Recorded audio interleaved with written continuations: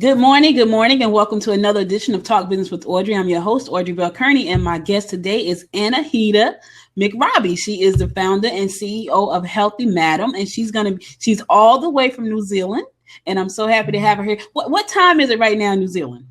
3 a.m.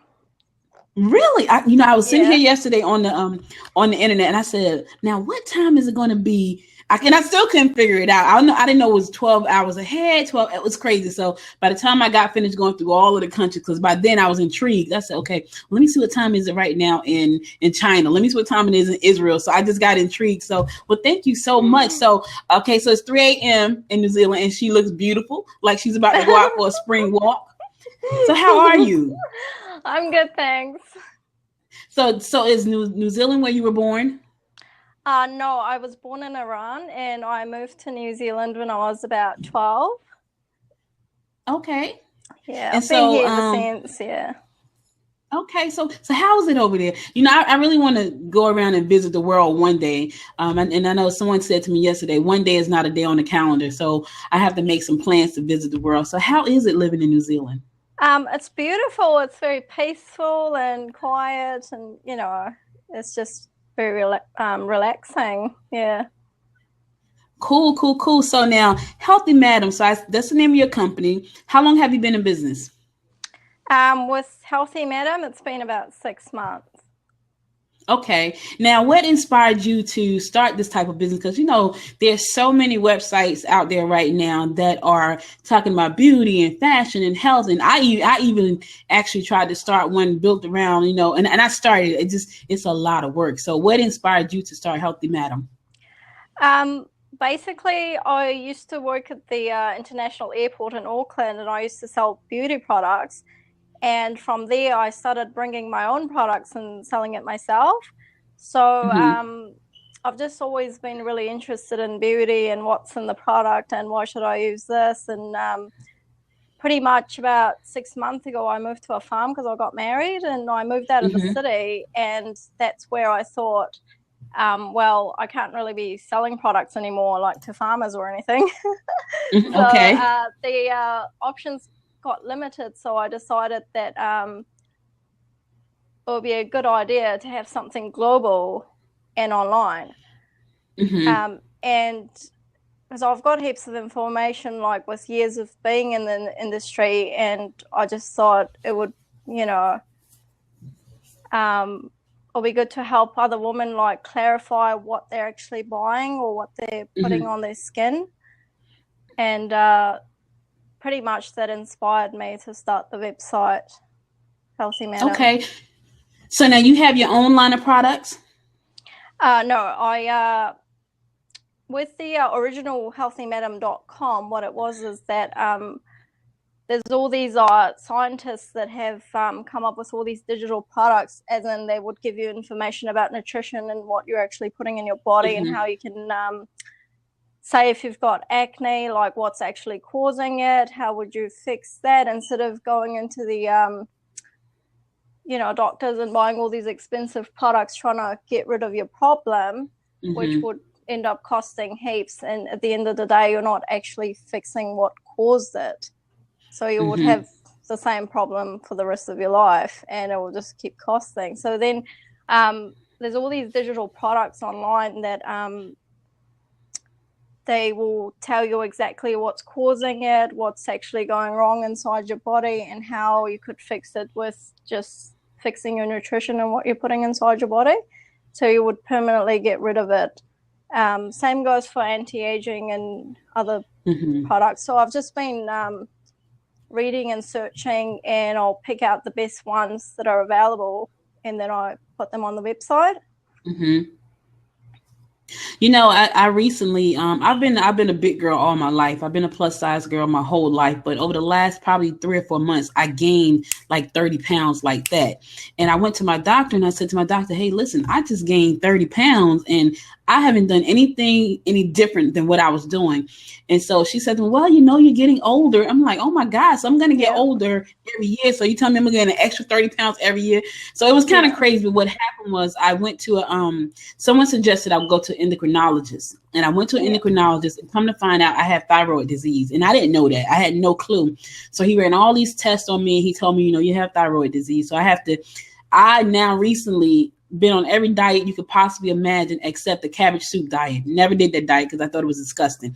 But I've tried everything to lose weight. And so just recently, probably over the last few months, I have really been looking into healthy, like really healthy eating, because one of the things they said was you have to change your diet.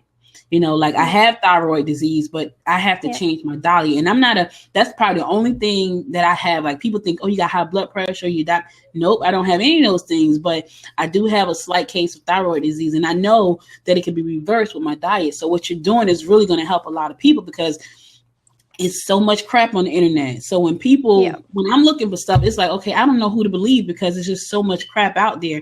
So the fact that you're actually going through sifting through all of these different studies and finding the ones that are really going to help the women, that's a great thing, because it's just a lot of stuff out there. Now, sometimes you just get tired and say, you know what, I don't feel like looking through that whole thing. So I have decided just to take a whole nutrition counseling class and become a certified nutritionist for myself and to help other people too. So that's great what you're doing. So now understand that when you first launched, you got like 9,000 visitors come to your site. How did you do that? Like, did you use social media? How did you do that? I did use social media, and also I've been email marketing, and I've been just going around to businesses and talking to people. So I've been grabbing a lot of emails and just sending them out, and I've just been really active.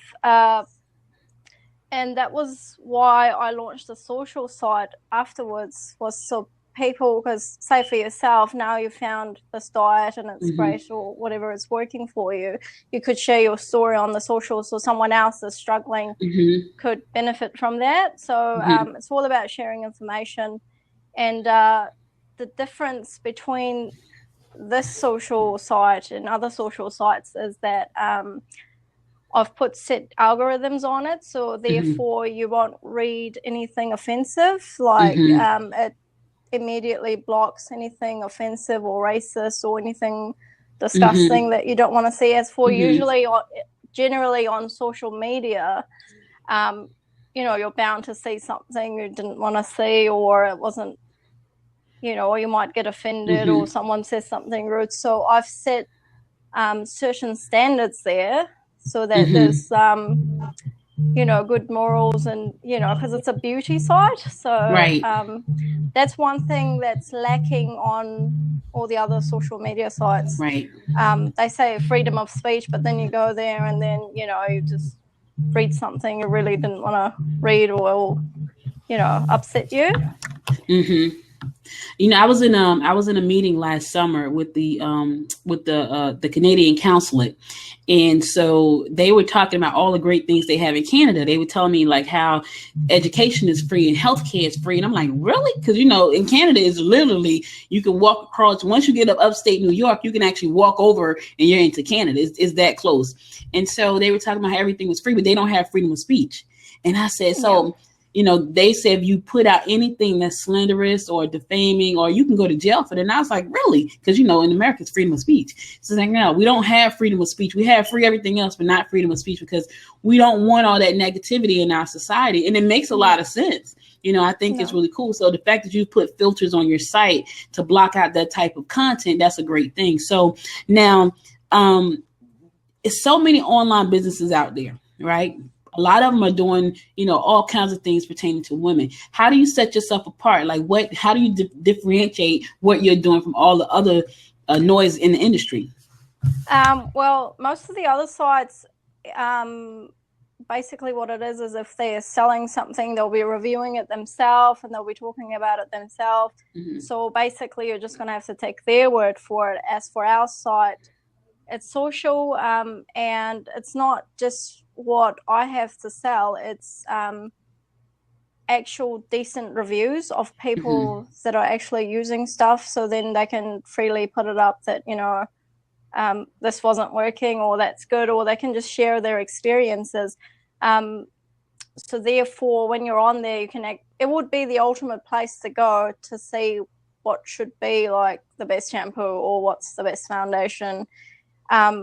Genuine reviews, not like the website didn't put it up there. Like I don't actually put any reviews up for anything, and I don't sell any of those products either. So basically I've just made this room where everybody can freely comment about what they thought. So next time you see a great ad on TV and the mascara looks great, and you'll go and waste, money and then realize it wasn't what it looked like.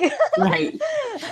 Because it happens to the best of us. We just have all these, like females, we have all this stuff that we just bought and it wasn't good, but the ad looked good.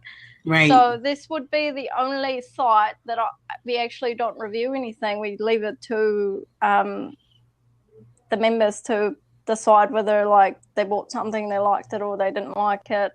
Something worked, it didn't, and then, so it's quite different. So let me ask you this. I love what you're doing, but I have to wonder, as a businesswoman, what model are you going to use to monetize? Like, how are you going to make money? That's for me to know and for you to wonder, but it is making money. It's not making, it wouldn't be, I'm not making money through selling anything. Okay. It's more like advertising and that sort of thing. Okay. And, yeah. So the website is absolutely free for all members. And also the difference between this and other social medias for people in business, say if you're a beautician or you have a salon or you just want to put your work out there, if you go onto other social media sites, you will need to start boosting your page, and it's going to cost you a lot of money, and it's just really hard to get seen because there's all these other pages and you get lost in the newsfeed, and it's quite general. As for this one, it's free, and so you don't need to pay to get seen by all the members. Like I would just make your page available to everyone. So if you were a business, you could just start a page, and anything you post will get seen by everybody. And the people that will see it would be within category interested in exactly what so if you're doing nails, anyone that's in the nail category will see what you've said without you having to pay for it. So I've just pretty much made it way easier for businesses. Since the first Healthy Madam that I launched, and I was trying to sell products myself, and I opened pages on social media, I found that they make it quite difficult and expensive to get seen. Like I just want to put my business out there, and it's going to cost heaps and it's difficult. As for with the social site now, I've just made that really easy for all the professionals to just get recognized, get seen, get their business out there without having to pay anything. So right now, you have an advertising model. That's pretty cool, because I know when I first launched, when I launched HerTube Media, and I've been a business owner for 18 years, but when I launched HerTube Media, which is now 3 years old, we looked at the same model you're looking at. We were looking at, okay, we're going to build up this great, big, huge group of people, and we're going to monetize through advertising. So we looked at that model. That wasn't working quite well because it wasn't a lot of money. And then we took it to television. We said, okay, well, let's take it to TV and use the same model. Still the same thing. Some money coming in, not a lot. So what I decided to do was, okay, we're going to have 3 different platforms. We got a social network for women, all video on the network, pretty much. Like 90% of the content on the network is video. Then we have a TV network, which is in 52 countries around the world. You probably can get us on one of your smart televisions there. And then we decided, okay, so all that stuff is free. That's free content, but the money wasn't coming good enough. So we had to figure out a new model. So now we have a premium site, which is HerTube TV, and it's subscription based, because when I looked at it, it's okay, we're not going to be able to grow this as quick as we need to and bring in the revenue. What's the model? So that's why I like to ask entrepreneurs, what's your revenue model and how's that working for you? Because a lot of people that's going to be watching this, they're going to want to know, I love what she's doing. It sounds great. She's helping a lot of women, and I want to do something similar, but what's the model? I think about, I don't know if you ever heard of Michelle Phan. That's a young lady who had the YouTube channel, and all she did was like how to put your makeup on and all that kind of stuff. Her company is worth like $500 million right now.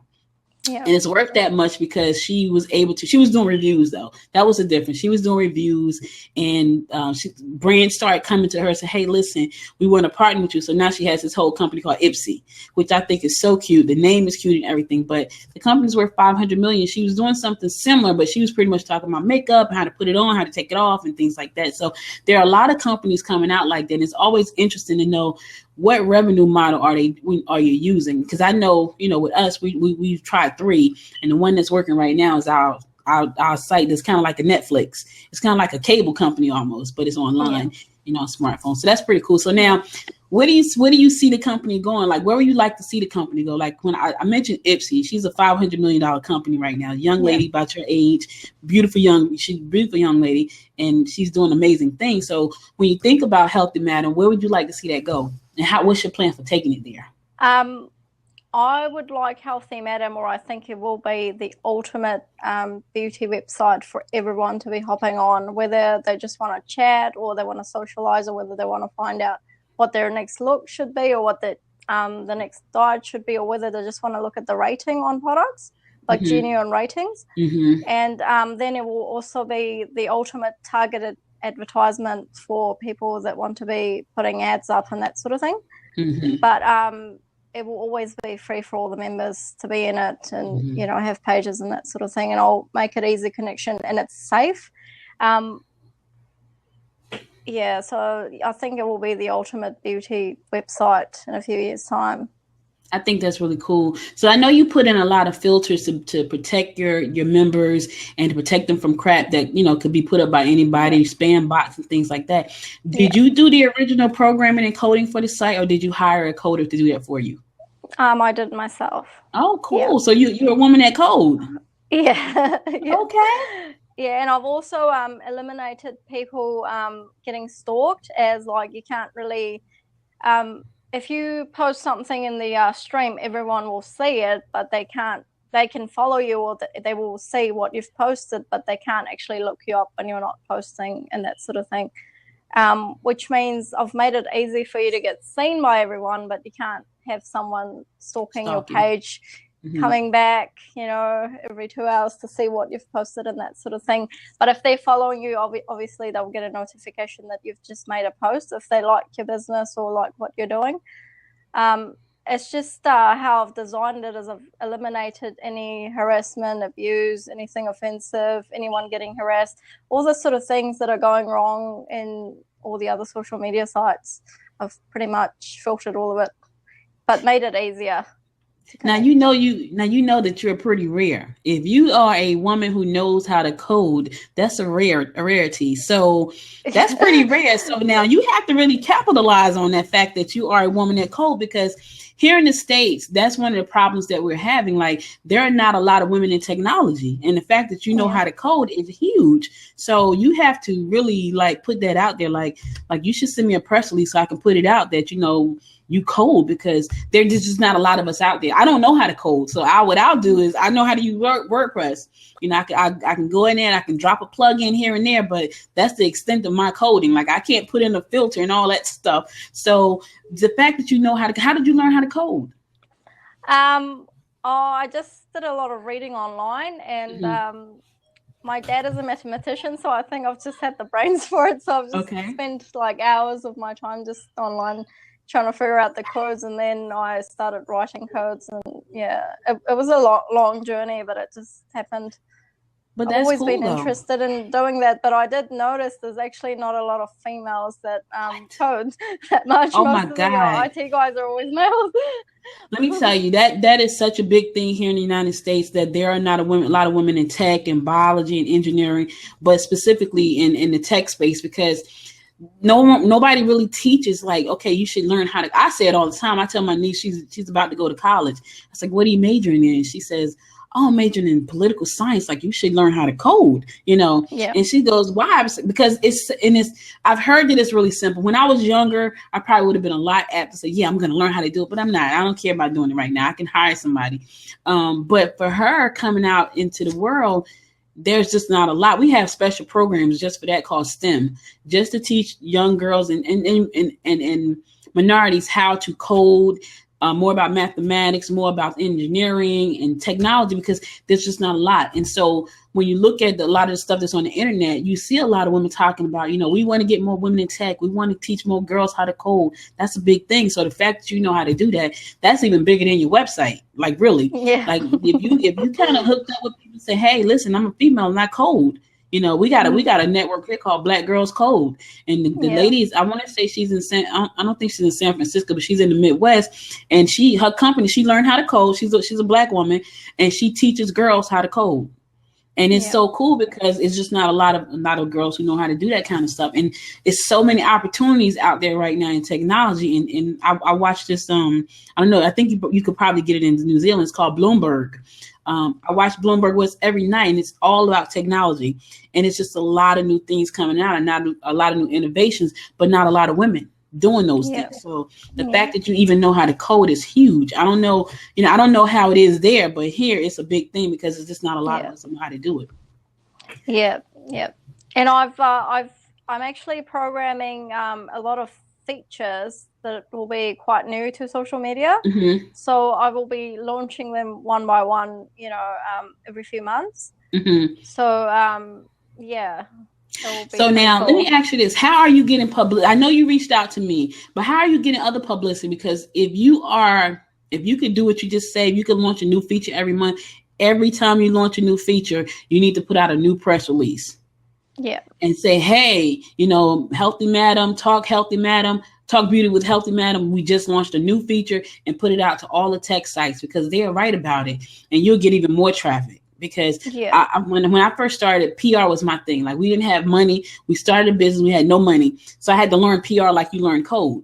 So I learned how to get out there and get media attention. So I was in all these magazines and TV shows and all this stuff. But every time I did anything, if I hired a new person, if we came up with a new design, whatever we did, it was a press release going out. And I stayed in front of the people. So the fact that you know how to code, and there are like all these different people in the tech space looking for women that can code and know how to do technology, I would put out a press release every time you launch a new feature, put out a press release. Every time Mark Zuckerberg adds something new to Facebook, it's all over the world. Everybody's talking about it. So they need to be talking about you, Anahita. They need to be saying, hey, listen, Healthy Madam just launched a new feature, but people, and then people start to take notice, and the fact that you're in another country and we can see you here. Because I don't know if you know, but a lot of times when people set up websites in other countries, we can't see them. They have blocks. So we can't see them. And China is one of the main ones. Like China, we can't hardly see anything that China's doing. And when I went to the Canadian consulate, which is here in Atlanta, I'm in Atlanta. I couldn't go on to, she was trying to, I was trying to see some of the TV shows because we were trying to figure out how to partner so I could bring some of the shows over here to America from Canada. Now, as close as we are, you would think that'd be really simple. It was not. So she was trying to tell me that to go on there and look for this particular show. And I want to say it was called The Trailer Boys or something. I couldn't see it because it was a Canadian show. So I had to go down to the consulate, sit in her office and get on her internet because her internet was connected to the internet in Canada and see what she was talking about. And we're this close, you know what I mean? So that's a good thing too. So now, are there any people in the industry that you admire and look up to, that motivate you, inspire you in this industry? No, not really. I'm trying to do something very special and different, so I like to lead the way myself. Are there any entrepreneurs that inspire you? Anybody, outside your dad who's a mathematician? I've always looked up to my granddad because he used to run a big business and he started from scratch and it was quite different. So I've always wanted to be like him. Okay. So what kind of business did he run? He started the first muffler factory in Iran, and it was the biggest one. Nice. He started it from scratch, and he didn't have any family support or anything like that. So that was quite a big accomplishment for him. So I've always looked up to him and thought, that's great. And he traveled the world and, did great things. So that's what you want to do. So I heard you say you just got married. How long have you been married? 6 months. How do you like it so far? It's good. It's good. Okay. It'll stay good. It'll stay good as long as you're good. Okay. So now we're about to come to the end of our interview. Where can people reach out to you? What do you want them to do? What do you want them to know about Healthy Madam, and how can they reach out to you? Well, they can always join the social, or they could always contact us on other social medias. We're on Facebook and Twitter, or they could just reach us on Talk Beauty Healthy Madam. And we're trying to set new standards for what beauty should be like for the new generation, because I think this generation, they're a little bit lost about what beautiful is. So it will be, you know, it will be a basically it will be a new thing. So if they're interested in beauty or anything, I would suggest they would come and join us and join the chat. Let me ask you this, because I know I read in your bio that, you know, one of your motivations for starting Healthy Madam was the fact that you see so many people, so many women who are getting breast implants and butt implants. Yes. And I gotta be honest with you, when I moved to Atlanta, I've been here 3 years, and everybody has this humongous butt. And I was like, oh my God, like, but I didn't know they were butt implants. So my daughter goes, those are butt implants. I'm like, really? And so she went online and she showed me like how they did it, but then she showed me some that were really botched up. Do you see a lot of that type of stuff where you live? Because I know it's prevalent here in the States. Is it that way in where you live as well? Not really, but over here, there's a lot of people starving themselves, trying to be like super sticky and unhealthy. But I do travel a lot, and I see a lot of implants, and there's a lot of things going wrong with them, and you know, in the name of beauty, they're just destroying their bodies. Like females need to understand that in order to be beautiful, first you need to be healthy. So there's nothing healthy looking about a fake breast or looking like a stick, you know, like you need to be balanced. So that's what we're trying to do is like having curves is beautiful. Like I have curves like in all the right places, but you need to achieve that naturally, not by putting toxins into your body. So I'm all for having big breasts and big butts and all that. Like I'm all for it, but you just need to achieve it like naturally and not put toxins. And then, you know, there's nothing beautiful about that. It's not healthy. And I think when you put it out there I think the first thing a lot of young women have to learn is that you have to love yourself for who you are. And if God didn't bless you with those type of features, then it wasn't meant for you to have them. And I think with mainstream media always pushing, you know, oh, this is what beauty look like. This people tend to start to believe, you know, people that have self-esteem and self-confidence as you start to believe, well, that's what I should look like. If I don't look like that, then I'm not perfect. I'm not good enough. And that's a mindset change, you know, and it's going to take people like you who are putting up media sites like Healthy Madam to help young women understand you have to be first good with who you are on the inside, because that's what, and that's what it all starts at. I've been a big girl my whole life, and my friends were all small. But I wasn't lacking in self-esteem or self-confidence or anything. Like I got the boys just like they got the boys, you know what I mean? Yeah. So I didn't have that issue, you know, and so when I would get letters from people who say, I've never been kissed, literally. And I'm like, really? I couldn't relate to that. I had a boyfriend since I was in the first grade, you know? And so I couldn't relate to that, but it was because my mother was such a person that instilled in me, you're going to be good at what you are, you know, and you know, you got to love yourself. And so I grew up that way. And I think when that message really takes effect around the world, but it's going to take people like you putting out that type of content and putting out the studies and the quantifiable, you know, research to say, hey, listen, don't put that in your body. You know, don't do that to yourself. It's going to take sites like yours because there's so many other ones.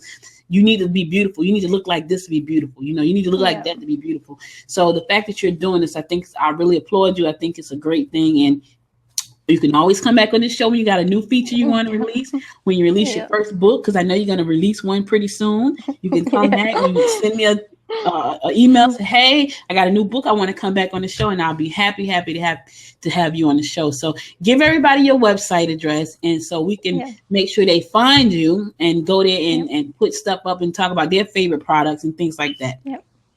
Yeah. I think self-confidence is the best quality a woman can have, and that's the most attractive. So if you don't have self-confidence, and having plastic surgery is flagging no self-confidence, I hate my body. So that's what I'm trying to put out there, that, it's not attractive. Right. Yeah. And guys look at that. They think, a lot of, I remember my daughter telling me, and she was talking to some guys, and she asked them, so what do you think about girls with these big old booties? And it's like think about that for a minute. Like, when you see all that booty, it's a lot of work that goes. It's so funny because to hear her talk about that, because she's very curvy. She's big, but she's very curvy. And so to hear her talk about how the guys think about it, like it looks good when they're looking at it, but in reality, a lot of them say, I don't really need all of that, Yeah. So they go into it's a lot of work to go and get all that stuff changed, and the guys really don't care about it too much like you think they do. And there's no point having fake booties, because if you can't touch it, then there's no point to it. It's just right. Fake. You don't feel anything. So that's the crazy part. So, well, I want to thank you so much, and I wish you so much success on what you're doing. I know you're going to touch a lot of women around the world. I expect to see you in that whole female 2.0 women tech thing in the next coming years, because I know you're going to be there. But like I said, if you want to come back on the show, let me know. I'll be happy to have you. Give people your website right now so they can reach out to you. Okay. Thank you very much for having me. I appreciate it. You're very welcome. So listen, make sure to go check her out. Talkbeauty.healthymadam.com. Miss Anhita McRobbie, my guest today. Thank you so much. And it's like 3:30 in the morning. I don't want to keep you up. Next time we'll schedule where it's good for you. Like, I didn't know what time it was. So you tell me what's the time and we can figure it out from there. But thank you so much for joining me. You go to bed. Now listen. I want y'all to realize this. It's 3:30 in the morning. She looks beautiful. So she's living the life that she talks about on Healthy Madam. Check it out. Thank you so much. Yeah, thank you. All right. So you've been listening to Talk Business with Audrey. I'm your host, Audrey Cunningham. And again, check her out. I'll be back again with another great show. And until next time, make it a great day. Bye-bye. Good night to you. Good night.